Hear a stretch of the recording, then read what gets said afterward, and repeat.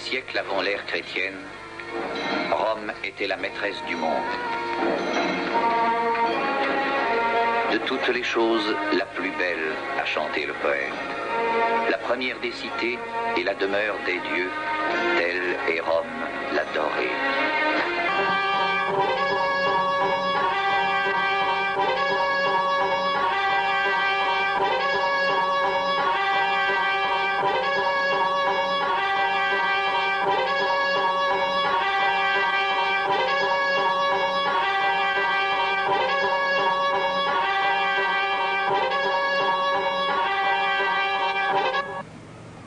Je trouve ce que tu portes des plus saillants. C'est grec, je crois. J'ai un faible pour tout ce qui est grec. Étant moitié grec par mon père, je suis flattée.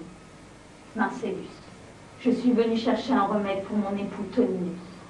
Tu aimerais abréger ses souffrances.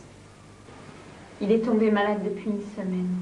Un élixir comblerait mes vœux. Je consacrerai cette mixture à Proserpine de la délivrance. Mon cher Marcellus, tu ne connais que trop bien ta chère Antonia.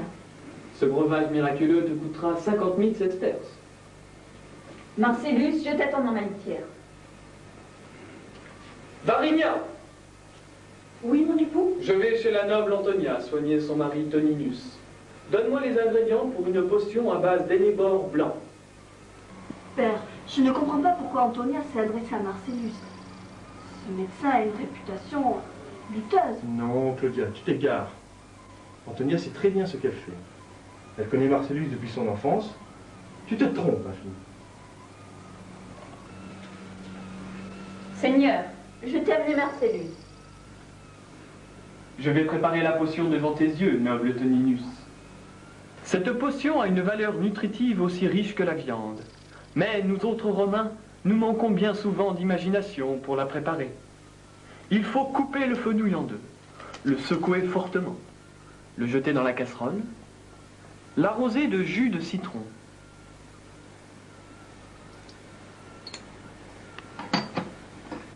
Et d'huile.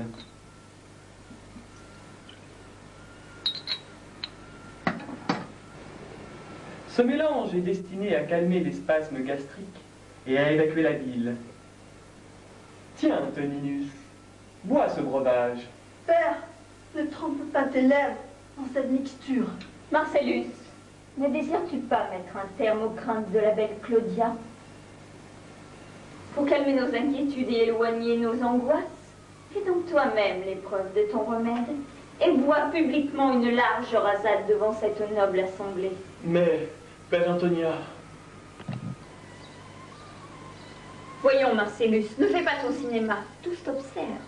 N'as-tu aucune confiance en tes dons de guérisseur? Je ne leur accorde que trop de confiance, noble Antonia. Alors ne te fais pas prier et bois. Je ne voudrais pas laisser ma bouche souiller cette coupe. Tes hésitations te trahissent, Marcellus. Que penserait le procurateur d'une indécision si suspecte?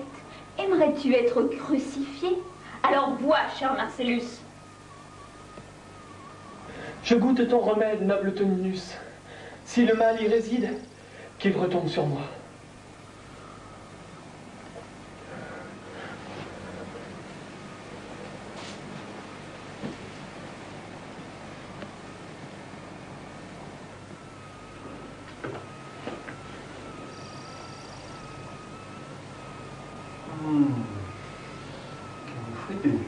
Je ne vis que pour te servir, noble Toninus. Maintenant, je t'en prie, Antonia, permets-moi de me retirer. Voyons, Marcellus, tu ne restes pas pour juger des effets salutaires de ta potion? Mais Antonia, il faut que je rentre chez moi pour prendre un contrepoison. Marcellus, ne fais donc pas ta mijaurée et reste avec nous pour boire à ce vin égyptien que j'ai acheté à Antioche l'été dernier. Oui, Marcellus, bois la santé de Toninus, mon père adoré. Le contrepoison me fera évacuer tout ce que j'ai bu. Dois-je donc te supplier à genoux? Tu m'ennuies, Marcellus. Pourquoi me regardes-tu avec ces yeux hagards? Tu es trop habile, Antonia. Prends garde, ta duplicité va te perdre. Ne me menace pas, Marcellus. C'est ainsi que les Romains font peur aux petites filles. Antonia, que les dieux te rendent hideuse. Adieu, cité. Adieu, pays. Adieu, chère demeure. Adieu, épouse aimante. Antonia, laisse-moi partir. Le poison commence à faire ses ravages. Tu es tout blanc. Ton souffle devient court. Tes lèvres se pincent. Tes dents se mettent à grincer sur un mode lugubre. Tu peux te retirer, Marcellus. Je te paierai demain. Ah, enfin, tu as accédé à mes prières, noble Antonia. Je n'en attendais pas moins de toi. Avant de mourir, je prierai les dieux pour qu'ils m'accordent ma vengeance. Je me sens étrangement réveillé, comme si vivre n'était qu'un long rêve. Le rêve d'un autre homme s'achève. C'est un autre rêve qui commence, bien à moi, et qui ne s'achèvera jamais. Si tu n'étais pas mon père, je te donnerais un baiser d'adieu. C'est mon Marcellus qui va être content de ces jolis fruits. Je n'ai pu parvenir jusqu'à toi au prix d'efforts surhumains et en rassemblant mes dernières forces. Marcellus, Marcellus, mon noble époux, mon ami, mon père, mon frère, mon idole de chair. Que t'arrive-t-il? Tu représentes tout pour moi. Ah, ma tendre épouse, je suis tombé dans le piège fatal tendu par la perfide Antonia. Avant de franchir les flots sombres du Styx, explique-moi. Antonia m'a empoisonné. Il est trop tard. Le contre-poison n'a aucun effet. Antonia n'est que trop habile. Promets-moi, Varinia, de lui réclamer le prix convenu, puisque Toninus est mort.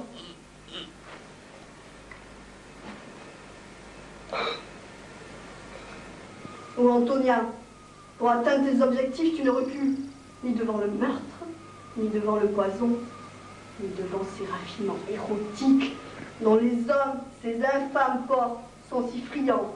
Je ne suis pas dupe de tes manœuvres, et je vais de ce pas en informer le procurateur. Oh Claudia, t'es-tu donc échappée de la garderie d'enfants pour imiter les adultes? Tu racontes de fabuleuses histoires à propos de ma moralité. Tempère donc tes débordements, calme ta colère et écoute mes paroles. J'aimais ton père plus que mon propre père. Et je suis profondément bouleversée par cette mort soudaine et inexplicable. Il s'agit d'un mystère que seul le temps pourra résoudre. Ne te donne pas tant de peine et arrête tes affabulations. Mes esclaves préparent ma litière. Je pars chez le procurateur. Non, Claudia, je t'en supplie. Il ne faut pas mettre trop de précipitation dans de telles affaires. Varinia, veuve de Marcellus, demande à te voir, maîtresse. Calme ton ire. Les desseins des dieux semblent être à l'origine de la visite de Varinia. Voici l'occasion d'éclairer les méandres tortueux de cette ténébreuse affaire. Claudia, rentre dans tes appartements et fais-moi confiance. Confiance, ce mot m'a toujours rempli d'appréhension. Néanmoins, je vais obéir, en mémoire de mon père, qui t'a tant aimé. Claudia, pars rassurée. Esclave, introduis Varinia.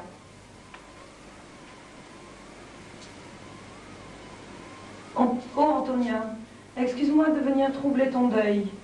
Marcellus, mon regretté époux, m'envoie chercher les 50 000 sesterces que tu me dois. Les bons coups font les bons amis. Sinon, les fauves du cirque pourraient bientôt goûter à des formes voluptueuses. Varinia, pourquoi me menacer? L'argent que tu me réclames se trouve dans cette cassette. Mais avant de partir, accorde-moi une grande joie. Et viens tremper tes lèvres dans un vin corinthien dont tu me donneras des nouvelles. Ta bonté et ta simplicité t'honorent. Que ceux qui te surnomment l'orgueilleuse patricienne soient frappés par la foudre. Claudia, prends une coupe et viens trinquer avec nous. Ta beauté et ta grâce t'en donnent bien le droit. Varinia a-t-elle parlé? Ton auguste présence me sera précieuse pour mieux la contraindre à nous donner les éclaircissements nécessaires à la paix de nos deux âmes. Ainsi, ma chère Claudia, plus de cachotterie entre nous. Telle est ma devise. Esclave, du vin. Tu verras, Varinia, c'est un breuvage digne des vignes olympiennes. Quel bouquet, quelle saveur!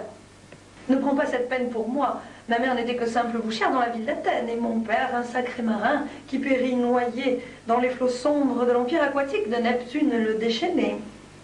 Splendide Claudia, goûte donc à ce nectar mon voisin. Il délie les langues et fait parfois commettre quelques indiscrétions. Je décode bien ton message, digne de Minerve, la Céphalie. Oh, mais quelle splendide Vénus!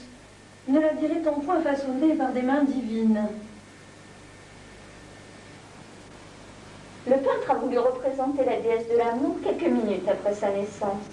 L'artiste a su rendre avec une rare vigueur la timide sensualité d'Aphrodite ainsi que ses désirs libidineux. Qu'en penses-tu, délicieuse Claudia? Je n'apprécie guère ni la peinture ni la sculpture. L'art m'indiffère à tel point que j'approuverais presque ce fier centurion qui, détruisant les vases phéniciens, déclarait « Quand on me cause d'art, je sors mon monde ». Quelle virulence dans tes affirmations! Moi, les discours m'ont toujours donné soif.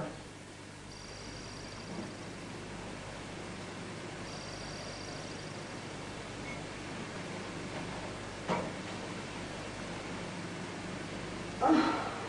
Claudia, que t'arrive-t-il? Tu blêmis, tu geins? La vie semble quitter ton corps d'albâtre. Oh.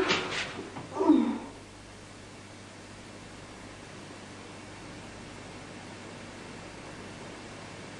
Toi-même, Varinia, ne te sens-tu pas quelque peu incommodée?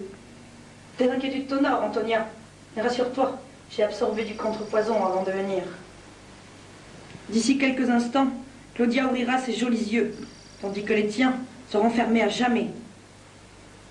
Que veux-tu dire? Quel est ce feu qui me brûle? Garces-tu m'empoisonner? Mais comment, par quel stratagème ingénieux? Serais-tu donc parente avec le rusé Ulysse?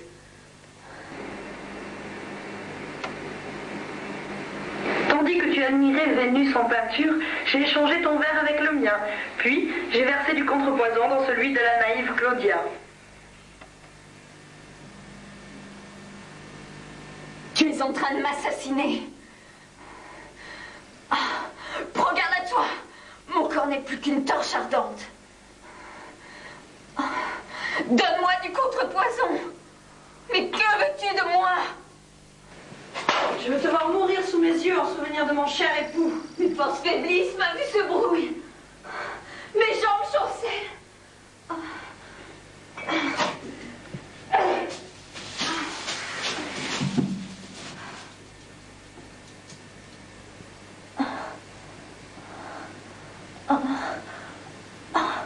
Malheur à moi. Les parcours ont ainsi décidé de mon sort. Je devais mourir comme une misérable.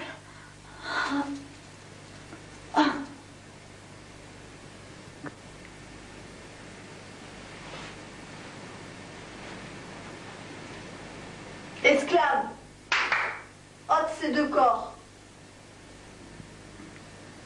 Heureusement, il me reste mon petit chien Titus.